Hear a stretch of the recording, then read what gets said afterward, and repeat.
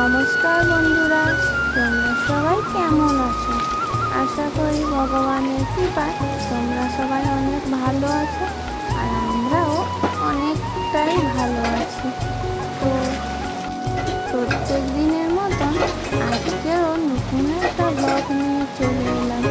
প্রত্যেক দিনই তো একই ব্লগ ছাড়ি। ব্লগ মানেই তো সংসারের কাজকর্ম, আর কী বা ছাড়বো বলো? আমি যদি নিচে ভিডিও করলাম তো দোষ, আমি সেজে ভিডিও করলাম তো দোষ। তো কী করবো বলো? একটা মানুষ বাঁচতে হলে কিছু না কিছু তো তাকে করতে হবে। তো ভাবলাম তো চলো ঘরের কাজকর্ম যেটাই করি সেটাই শেয়ার করি। ওখানে তো সাজাগুজার কিছু নেই, আর ওখানেও সময় নষ্টর কিছু নেই। তো ভাবলাম যে বাড়ির কাজকর্মটাই বন্ধুদের সঙ্গে শেয়ার করলে কেমন হয়। তো যেই ভাবনা সেই কাজ, তো চলে এলাম তাই তাড়াতাড়ি তোমাদের সঙ্গে শেয়ার করতে। মেদিনীপুরে ছোট্ট একটা গ্রাম থেকে আমি মানুষ আজকে চলে এলাম তোমাদের সঙ্গে ব্লগ শেয়ার করতে।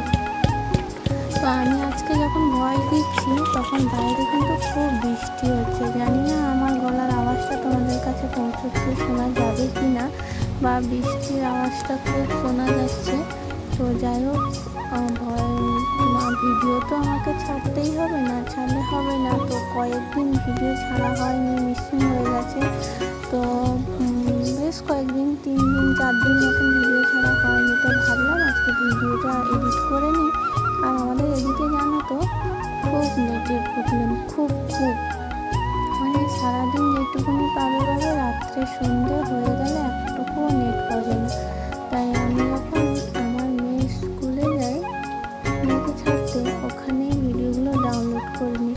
তো ওখানটায় খুব নেট আছে, তো নেট ফেসিলিটিটা খুব পাওয়া যায়, তার জন্য চলে গেলাম। আর সব এডিট করে রাখলাম, ওখানে গেলেই তাড়াতাড়ি কাজকর্মটা হয়ে যায়।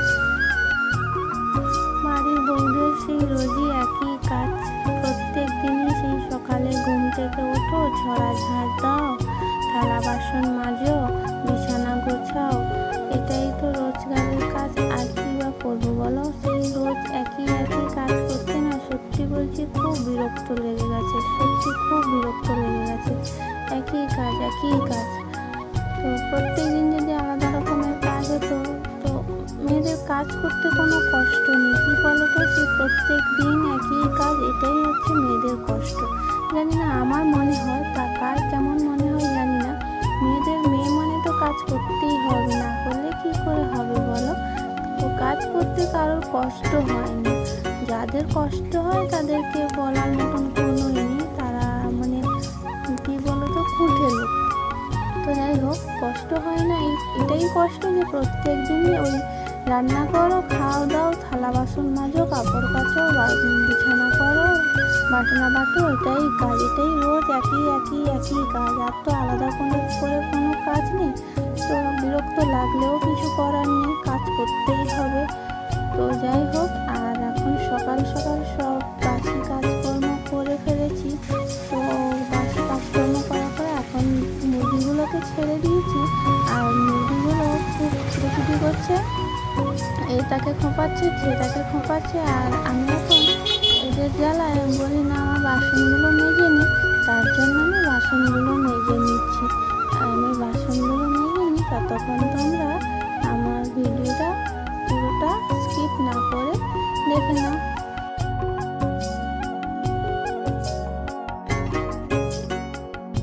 আর জানো তো, আমি ভাবতে পারিনি তোমরা যে আমার ভিডিও না ছাড়ার জন্য আর আমার ভিডিও দেখার জন্য যে তোমরা অপেক্ষায় থাকো, সেটা আমি জানতাম না। যে আমার ভিডিও কেউ দেখে বা কেউ দেখার, তাদের কারোর তো ভালো লাগে, সেটাই আমি হয়তো ভাবতাম যে আমার ভিডিও কারোরই ভালো লাগে না। তো আমি সেটাই ভাবতাম। তো একজন মেসেজ করেছিল, কমেন্ট করেছিল যে দিদিভাই তুমি কেন ভিডিও ছাড়ছো না? তো তার উদ্দেশ্যে বলবো, আসলে কী বলো তো, সবসময় তো মন ভালো থাকে না, আর শরীরও ভালো থাকে না। তো আর কয়েকদিন মোবাইলে রিচার্জও ছিল না, তার জন্যও কিছু করা হয়নি। তো মানুষের মনটা আগে ভালো থাকা দরকার। মানুষের মনটা ভালো থাকলে সব কিছুই ভালো, শরীরও ভালো থাকবে, সংসারে কাজকর্ম সব কিছু কাজ থাকবে। আর মন না ভালো থাকলে কোনো কিছু কাজে মন বসবে না, কোনো কিছুই ভালো লাগবে না। তো যাই হোক, সকাল সকাল সব কাজকর্ম সেরে নিচ্ছি। তো আমি আজকে খুব তাড়াতাড়িও বলবো না, খুব দেরিও বলবো না, একটুখানি দেরি হয়ে গেছিলো, তার জন্য ছড়া দিতে পারিনি, তার জন্য বাইরে জলটা ঢেলে নিয়েছি। আর আজকে এত স্পিডে কাজ করেছি জানো তো, প্রায় 1 ঘন্টার মধ্যে, মানে আমি উঠেছি 6টার সময়, 6টা থেকে 7টার মধ্যে আমার সব কাজ আমি কমপ্লিট করে নিয়েছি। কারণ আমার মেয়ের স্কুল আছে, 7:30টায় স্কুল বসে, তো তার জন্য আমাকে সেখান থেকে নিয়ে যেতে হয়। তার জন্য আমি 7:10-20 বেরিয়ে পড়ি বাড়ি থেকে। তো ওখানটায় 10 মিনিটে পৌঁছে যাই। তো তার জন্য 1 ঘন্টার মধ্যে আমি এত কাজ করে ফেলেছি যে আমি ভাবতেও পারিনি আমি এত কাজ করে ফেলেছি।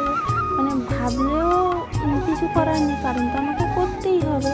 সে 1 ঘন্টা লাগুক আর 2 ঘন্টা লাগুক, না করলে কে করবে বলো? আমার কাজ তো আমাকে করতেই হবে। করে গেলে মনে হবে যে আমার কোনো কাজ নেই, বসা যাবে, গল্প করা যাবে। আর কাজগুলো রেখে গেলে মাথায় অনেকটা বোঝা হয়ে যাবে। তারপর রোদে আসার পরে আর ততটা এনার্জি থাকবে না কাজ করা। আর এখন দেখো, আমি ঘরের সামনেটা ঝাড় দিয়ে দিলাম। আমার বাড়ির পাশে একটা স্কুল আছে, প্রাইমারি স্কুল। এখন তো প্রাইমারি স্কুল সকাল হয়ে গেছে, তার জন্য সকাল সকাল স্কুল হচ্ছে। আর আমি ঝাড় দিয়ে চলে এলাম। ঝাড় দিয়ে এসে আমার মেয়েকে উঠিয়ে নিয়ে এসেছি, উঠিয়ে ওখানে বসিয়ে দিয়েছি। আর ওর তো ঘুম ভাঙছে না। আর কী করবো বলো তো, বাচ্চা মানুষ তো কত আর সকালে উঠবে। আর ছোটো বাচ্চা একটু আগে তাড়াতাড়ি ঘুম করিয়ে দিলে হয়তো তাড়াতাড়ি উঠতো। আসলে কী বলো তো, আমরাও তো দেরি করে ঘুমাই, ও আমাদের ছাড়া ঘুমাবে না। তো আমরা যখন ঘুমাতে যাব, ও আমাদের সঙ্গে ঘুমাবে। আমার মামা এত বদমাস, মানে আমি ছাড়া ও চলবে না এক মুহূর্ত। তো আমি সব কিছু রেডি করে রেখেছি, এখানটায় সব কিছুই রেডি করা আছে। জামা প্যান্ট, ওর স্কুল ব্যাগ সব কিছু রেডি করা আছে। শুধু ওকে রেডি করবো, আমি কাপড়টা চেঞ্জ করে স্কুলে যাব। তো এখন দাঁত মাজিয়ে দিচ্ছি। আর আমি ওর জন্য কুলের শাক, জানো তো তোমরা, যে সে ফুলকা বা কুলের শাক আমরা এই নামে চিনি, কী নামে চেনো আমরা জানি না, আমি এই নামে চিনি, তো এই নাম বললাম। তো ডাক্তারের কাছে গিয়েছিলাম, ডাক্তার বললো আমাদেরকে, মানে ওকেও বলেছে ফুলের শাকের রস খেতে। তো আমি যখন মাঠে যাই, একসঙ্গে 1 ব্যাগ শাক তুলে নিয়ে আসি, 1 সপ্তাহ হয়ে যায়। একদিন বাড়িতে সবাই খেলাম, আর বাদবাকি দিন আমার মেয়েকে রস বের করে দিই। তো প্রথম দিন তো ও খাবে না, খুব বায়না করছে, রস দেখেই বিরক্ত।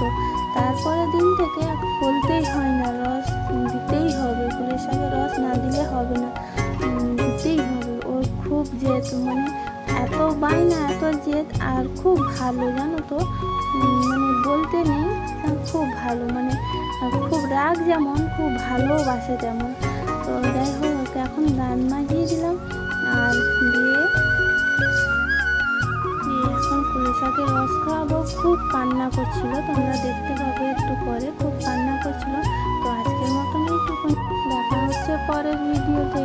আর তোমাদের যদি আমার ব্লগ ভালো লাগে তো লাইক, কমেন্ট, শেয়ার করে আমার পাশে থেকো, আমাকে সাপোর্ট করো। চলো আজকের মতন এইটুকুনি, টাটা।